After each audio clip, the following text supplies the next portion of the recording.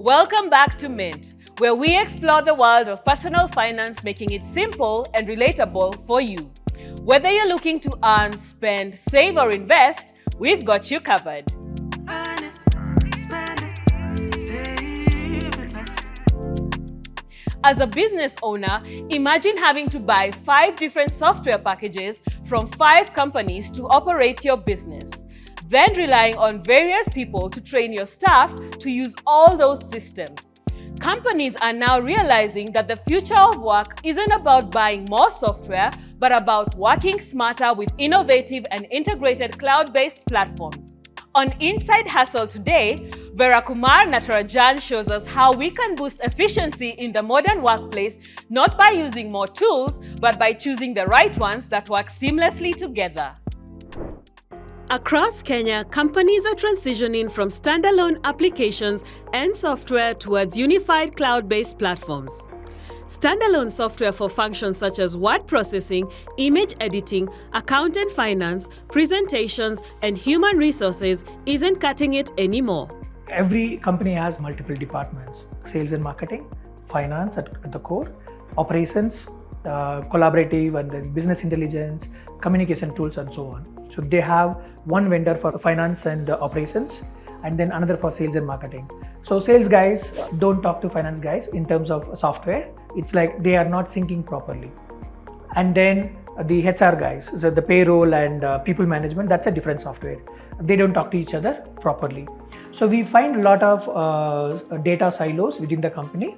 This shift is being driven by cost, convenience, and the need to break free from data silos.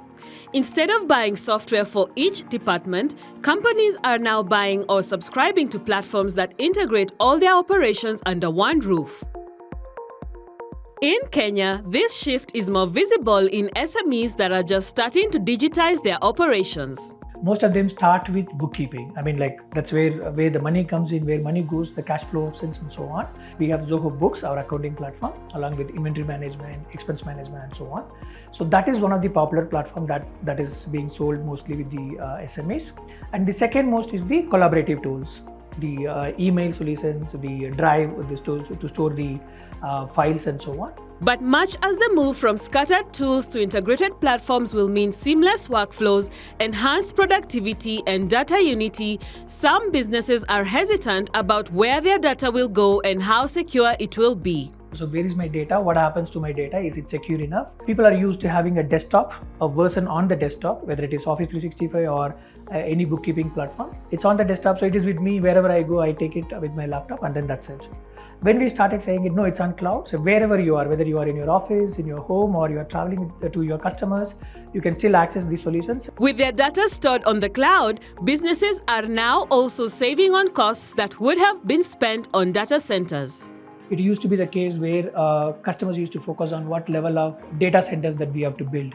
Now, with companies like us coming in with software as a service, that cost is completely out of the window. So if they were investing like $100,000 for a data center, that's not the case anymore. The adoption of software as a service is quickly growing thanks to integration with local systems such as M-Pesa. So M-Pesa is a very popular payment option in Kenya, right? When we moved into Kenya, we customized our solution to make sure that they can use M-Pesa to receive or send money as well. With digital adoption accelerating rapidly in Kenya, particularly in the business landscape, companies are increasingly leaning towards software that incorporates AI and automation tools. Everyone is looking at AI adoption, right? Again, we have seen, Kenya has been one of the faster in terms of using AI. The recent data that was saying like more than 46% of young adults has been using ChatGPT. We have been having AI for past 10 years. So it's part of the product. We are not going to charge our customers, at least for not now, when they start using our AI products, AI agents, or the AI tech within the products. It's part of the solution that they buy. Earn it, spend it, save, invest. Radio has been the heartbeat of Kenya for decades. From the early morning shows that wake up the nation to the familiar voices that have shaped conversations for years. Among those voices, few have resonated as powerfully as Kaleche Mumo. After decades in mainstream media, Kaleche took a bold step. She traded the structure of the radio for the freedom of the digital mic. Today, she's redefining storytelling through her podcast, where authenticity, laughter, and real talk take center stage. This is Boss Moves. If you don't know your audience, your target audience, what do they like to hear? Kaleche Mumo's journey into digital storytelling began by accident. After years in mainstream media, she received several messages and questions about her personal story on weight loss. So, instead of responding one by one, she switched on her camera and started her YouTube channel. My journey into podcasting was kind of an accident, or let me say, as a default place to find a way to give people my story.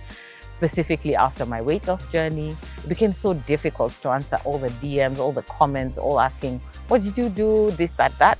And so the people who were around me at the time suggested that I try recording all this in a series called The Me I Want to share my story. And that is how I began the journey. And that was back in 2016. And so that's how I began. And now I am in my third podcast. So it's been a nice journey. What began as a way to reach more people became something deeper. I think the reception was good because the desire for people to get a quick solution to weight loss is too high. And so their views were amazing. Then transitioning out of TV was when I started my next podcast. And of course, the hype is still with, oh, we like watching you, so they want to follow you. And the style of that second podcast, Live and Uncut, was similarly as hype as I was as a radio presenter. And that for me was not necessarily who I am as an individual today. Kaleche wears many hats, but she doesn't see them as jobs. To her, each is a gift. And we can get back yesterday, but we young right now. A different way to use her voice, her experiences, and her purpose. For her, work is not a burden, but an extension of who she is. I don't call them jobs. I call them things I love to do. I have a gift. I am able to use my voice and my mind to be able to communicate to other people, to tell stories, to plan and make things happen for people. I look at them as places where I've been able to use the gift I have to thrive. Finding myself emceeing, it's a gift. I was singing as well.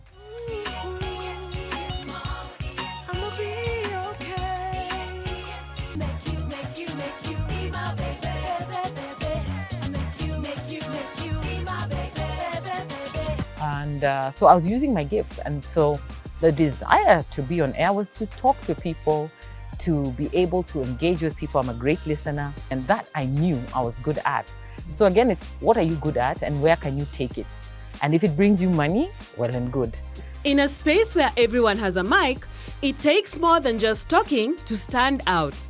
Kaleche believes that the best podcasters are not the loudest, they are the most authentic and strategic. This is not just a skill, but a gift. One of the skills that I think is greatly left out is the fact that you need to be a safe space. You're creating this podcast, either you have interviewees, guests, or even you're doing it as a person who's sharing wisdom, wealth about a specific topic. People need to feel safe with you. Secondly, I think mastering how you want to deliver your content. You may have some great topic, but you don't have the structure to make that come out in a way that will make people feel safe and drawn to you. Every career has a first. First job, first paycheck, first taste of independence. For Kaleche, she started her career as a receptionist. My first paycheck was 11,000. And I went and I brought a twin deck cassette radio player. So that was 9,000 of the 11,000. I was satisfied. I was very happy with myself. From spending habits to saving long term, her journey was not one without mistakes. However, every misstep became a lesson. I think many mistakes have been getting into wrong partnerships, going and investing in a business that you're not passionate about because it looks like something that could work because your friend said it can work. As the digital space expands, so does the art of podcasting. This isn't just the future of media, but the future of storytelling. Her recommendation?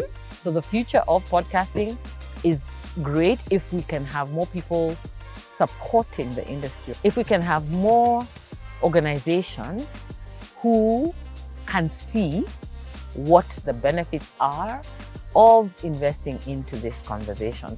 A lot of them don't want to spend money on podcasting. If I put out a podcast today that is branded by your organization, it's there for life. From mainstream media to her own digital stage, Kalechi Mumo continues to evolve, proving that growth isn't about changing who you are, but expanding what you can do. What started as a desire to speak more freely has now evolved into a mission to empower, inspire, and remind others that their voices matter too. This wraps up today's episode of Mint, Money Made Simple, your essential guide to personal finance designed to help you make your money work smarter for you. For more information, visit mint@mula.co.ke or tv47.digital. Stay safe and keep minting. Until next week, I'm Lydia Nyawera.